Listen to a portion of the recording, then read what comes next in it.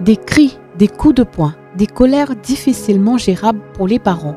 Le constat est désolant dans plusieurs familles.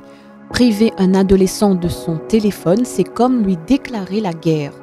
Qui aurait cru qu'un smartphone aurait pris autant de place dans la vie familiale? Pourtant, il est partout, sur la table à manger, devant les livres scolaires, pendant le bain et même dans les berceaux. Ils ont 1 an à peine ou moins et ne peuvent plus s'en passer. Reportage.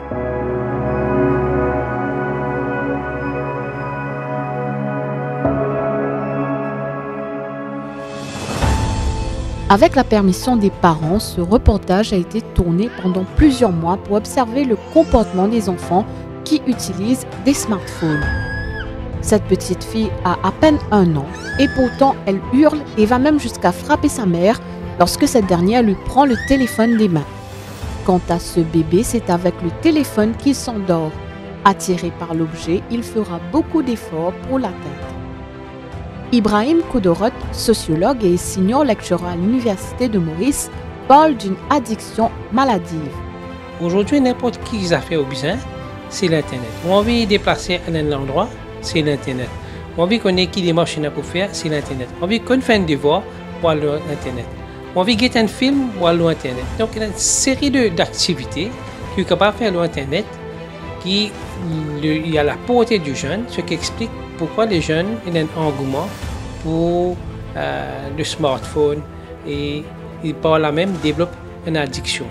Donc cette addiction, malheureusement, quelquefois devient maladive. Quand le jeune n'est pas connu quand il dit stop. Parce qu'il n'est pas connu gérer, si vous voulez, la balance quand on besoin arrêter. Et là, quand éventuellement, il développe sa dépendance sur Internet. Deuxième chose qui fait de trouver sa dépendance sur Internet là, aujourd'hui, on peut vivre une société de plus en plus, qu'on appelle ça atomisée. Quand auparavant, nous étions des camarades, nous étions des social groups, quand nous étions capables de joindre en présentiel, nous discuter, nous have a good time, comme on le dit. Et aujourd'hui, de plus en plus, chacun nous vit dans ce qu'on appelle nuclear family, une famille qui est centrée sur lui-même. Et là, c'est une activité de social ties qui nous ont de se développer là, n'est plus là. Et ça explique qu'il fait le jeune dans sa période de ce qu'on appelle loneliness, là, donc isolement vis-à-vis des autres, ben là, il retrouve les donc en face avec ce mobile phone et c'est ça qui amène vers l'addiction de ce jeune vis-à-vis de ce smartphone. Effectivement, nous vivons un contexte que les parents, quelque part forcés, à donner un smartphone et aussi laisser une liberté à l'enfant. Parce que c'est difficile pour un parent contrôler quand on peut faire cours, est-ce que les enfants peuvent suivre cours, etc. Donc le contexte qui nous fait passer, le Covid, ça ajoute un petit peu à une raison qui explique qui fait sa addiction qui un jeune fait développer là. Sa période-là vient renforcer, si vous voulez, aide positivement au développement de cette addiction auprès des jeunes. Quant à Astrid Tixier, psychologue spécialisée dans le développement de l'enfant et l'adolescent, elle insiste sur l'urgence d'avoir un contrôle plus strict de la part des parents. La technologie, c'est sûr que c'est quelque chose de très positif, mais c'est vrai que de plus en plus, on voit aussi qu'une surexposition aux écrans a des conséquences sur le développement de l'enfant, sur ses comportements. Donc je pense qu'il y a vraiment urgence et en tout cas une très grande importance d'accompagner au mieux en fait les enfants dans la gestion des écrans. Et je pense qu'il y a 2 points qui sont importants, c'est de les accompagner dans le temps qui passe en fait, la limite de temps qu'on passe devant les écrans. Parce qu'on voit que plus un enfant est surexposé aux écrans et plus ça aura des conséquences en fait. Parce que aussi quand un enfant est qui n'a pas de limite en fait sur les écrans, ça fait qu'il est exposé à des contenus qui sont pas forcément en lien, en tout cas adapté à son âge de développement. Avant 3 ans, l'idéal c'est d'avoir 0 écran parce que l'enfant est en pleine construction et en plein développement et que plus on est devant les écrans et plus ça impacte en fait le cerveau. Et puis après, à partir de 4-5 ans, c'est de pouvoir, c'est de limiter, plus l'enfant est petit, entre 30 minutes et 1 heure, mais surtout aussi de veiller au contenu qu'il regarde, ne pas le laisser seul sur Internet, ne pas le laisser seul sur YouTube. Parce que ça peut vraiment avoir un impact. Et il y a une addictologue anglaise qui parle même que quand on donne un téléphone ou une tablette à un enfant, en fait, qu'on lui laisse ça entre les mains à disposition, c'est comme si on lui donnait de la drogue ou de l'alcool. On voit aujourd'hui que ça a le même impact, ça crée des addictions et qu'après, pour sortir de l'addiction, c'est compliqué. Donc c'est pour ça qu'il vaut mieux prévenir en accompagnant ou en cherchant de l'aide par des professionnels plutôt que de guérir après. En fait, une fois que l'enfant est addict, l'adolescent est addict, c'est vraiment compliqué de sortir de ça. Les adolescents ont tendance à suivre leurs camarades. Par exemple, moi j'ai une petite sœur de 12 ans. On l'a imposé une limite pour utiliser son téléphone portable parce qu'elle était trop distraite. Au début, ça a été très difficile, surtout qu'elle était en période d'examen, mais au final, ça a porté ses fruits. Tandis que mon petit frère, lui, c'est plus compliqué car il est un peu capricieux, mais on essaie quand même de l'occuper autrement. Pour ma petite sœur, elle utilise son téléphone après l'école. On lui donne environ 1 heure pour regarder son téléphone, pour faire ce qu'elle veut. Bien sûr, on la surveille. Ensuite, elle fait ses devoirs. Et avant de dormir, on lui donne environ 30 minutes. Alors non, elle n'a pas de téléphone pour s'endormir, parce que cela peut entraîner des troubles de sommeil, ou elle peut rester sur le téléphone environ 2 heures ou 3 heures.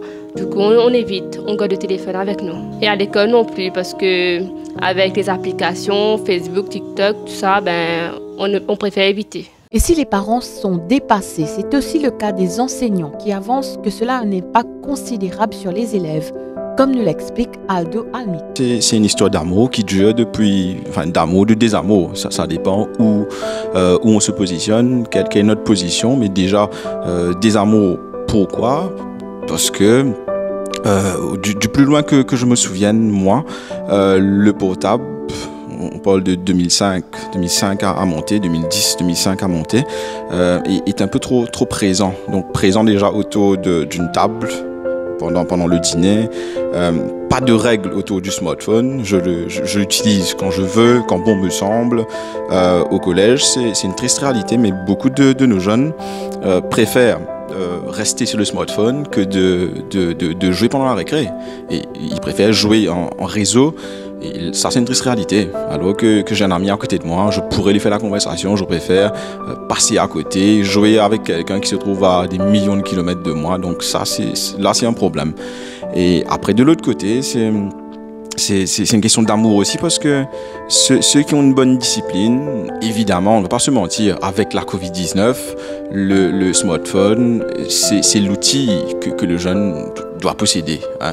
Enfin, le jeune ou l'adulte, l'enseignant, c'est ce qu'il doit posséder. Mais pour le jeune de 2022, le smartphone, c'est un must, c'est un outil dont on ne peut pas se séparer. C'est un inséparable. Inséparable déjà parce que les cours en PDF, en version PDF, sous forme de diapos, sous forme de petites vidéos, donc plus accessibles. Nombreux sont les groupes WhatsApp qui ont été mis sur pied par les enseignants, par les chefs d'établissement, afin de mieux d'avoir un meilleur rendu. Donc ce serait mentir de dire que le smartphone est un poison. Après, moi, mon mot de la fin, c'est que définitivement, il faudrait qu'il y ait une sorte d'éducation, de rééducation par rapport au smartphone. Donc voilà. Le téléphone portable chez les enfants, ce n'est pas uniquement une forme d'addiction, mais aussi un danger réel. Ismaël Bawamia, enquêteur du bureau de l'Ombudsperson for Children, avance que le nombre de cas rapportés ne cesse d'augmenter. Les enfants, depuis un très jeune âge, les parents de jeux portables. Et pas de jeux petit portable, mais de jeux smartphone qui c'est un petit computer qui les enfants gagnent dans une poche et que je connais servir très bien. Bien souvent, les parents ne connaissent pas comment manipuler ce portable-là. Mes enfants-là, ils connaissent et puis surtout, ils mettent un lock sur ce portable et les parents n'ont pas pas connaît même le qui site, le qui oxana les enfants pédagogiques, etc.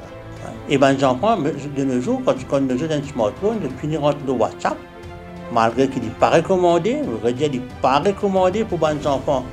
Et dans un compte WhatsApp, pour qu'ils rentrent le Facebook, etc. Mais il y a un contact avec des gens en dehors que les parents même pas connaissent qui sont les enfants pédagogiques. C'est là même qui, comment dire, qui ban prédateur. Ouais? Je te rentre en contact avec les enfants là. Pas oublier cette petite caméra qui est là au portable là. C'est lié un prédateur dans la case. Il y a un cas qui nous gagne. Ouais? Comme les enfants, ouais, un petit copain. Petit copain, il dit ouais, tu es bien joli, etc. Commence à te laisser un petit peu. Après, il met cette photo nue, l'eau et le social media. C'est un cas là, puis il rapporte la police. Avant qu'il vous donne un enfant portable, connaît qui a été portable auprès de lui. Et puis aux enfants aussi comprennent, ce n'est pas ce portable. Il n'est pas acheté ce portable là. C'est un portable qui est au fin de lui. Jour qu'il n'est pas conservé, d'une façon responsable, il ou devoir pour rappeler à l'autre. Il y a un moyen de communication, mais aussi il y a une façon, un grand danger, un risque pour aux enfants être abusés. Selon le dernier rapport de Data Portal de 2021, il y avait 1,93 million de connexions mobiles à Maurice en janvier 2021 et les plus jeunes internautes connectés à une tablette ou un téléphone mobile, selon Statistics of Mauritius, auraient en moyenne 5 ans. Si mentionner le mot drogue fait encore tiquer, la dépendance des enfants au smartphone n'est guère un sujet à traiter à la légère. Enfants connectés, le SOS des parents dépassés.